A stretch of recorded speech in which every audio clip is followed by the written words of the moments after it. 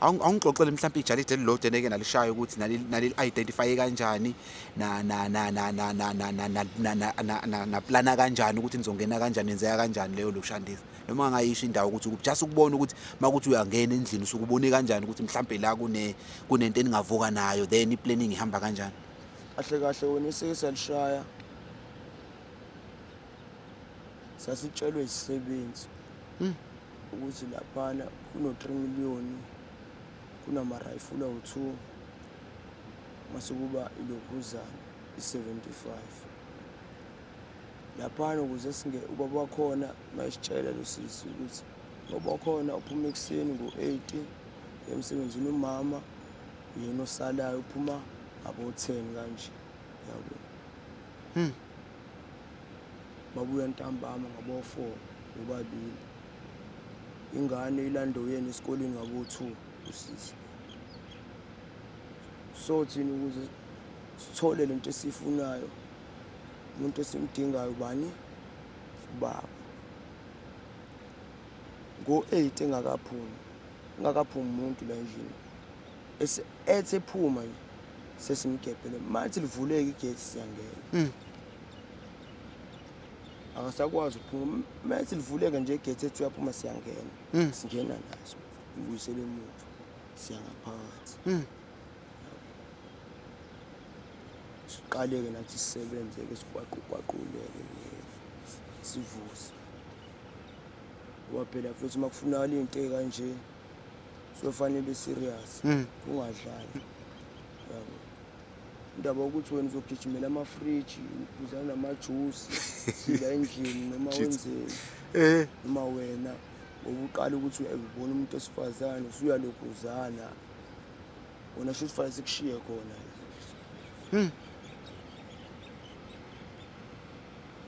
Hawu nafethu izinto ey'ningi amajita ami ngathini ano-connection ngoba amajita ade ngizwana nawo ayazazi izinto. So ngalelanga maningena Ya sangena wena mfethu, ukungena kwethu lo baba siqale sixakazisane naye la ngaphakathi egcekeni. umuntu okanjani, ungamla noma umuntu omnyama? Hayi indini. Indini. Sixakazisane naye sixakazisane ukuthi aphume emotweni. Egcine wena mfethu ezeshayisa igate imoto ngoba ufuna ukuqhashabaleka ngoba ngaze kuze umakhelwane in bavele simdubule lo muntu. Bafike begcine umdubule. Sho. Amdubula futhi hayi ukuthi uyashona. Umshaye nje la ehlombe. Gcine iwindi wazi ukuphihlika sikwazi ukuthi simbambe sicishe imoto singene nangaphakathi uselimele vele.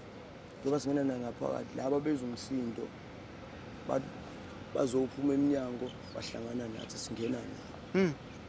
Lokhu sakhiphe lezi zinto faye simthunuke.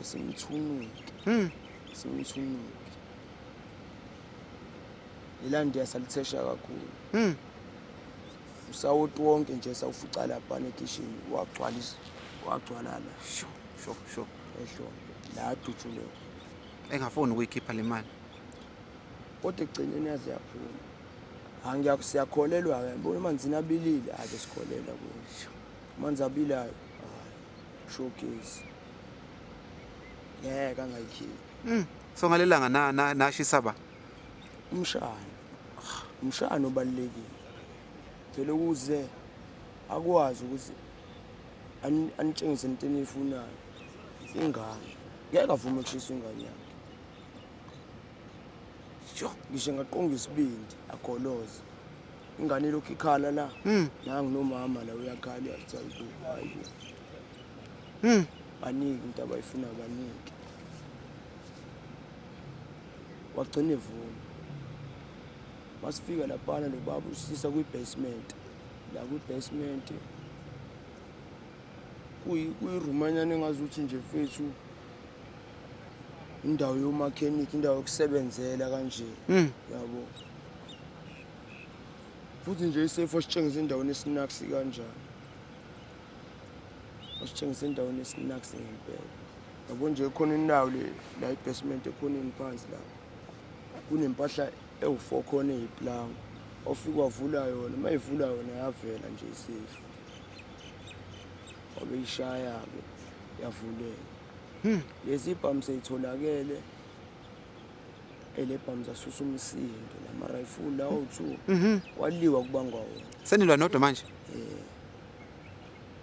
omunye uthi labo bawu-2 base asingayidayisi mina nalo munye sithathe siyidayisi sagcina sixabana ngempela ungangokuba umfethu lo muntu wamdubula hayi bo umlenze manje unqunye umlenze hamba ngichela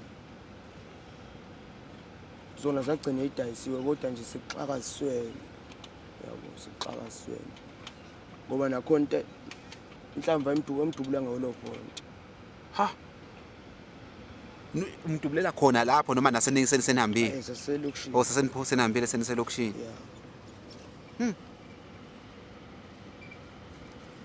sho ya mfethu kwashuba so I think ukuba ukuza kwakho la kukusizile ngoba manje uqhelile wonke amajitha lawo obuphanta nawo manje usuyakwazi ukuthi uyiphilela impilo yakho wenza izinto zakho ungangeni kwi-pressure yokuthi ubuyele kule yampilo kakhulu mfethu ngisizakele kakhulu ngiyambonga nje uJehova mfethu ungiletha la ngiyambonga kakhulu uNkulunkulu mfethu ungilethe la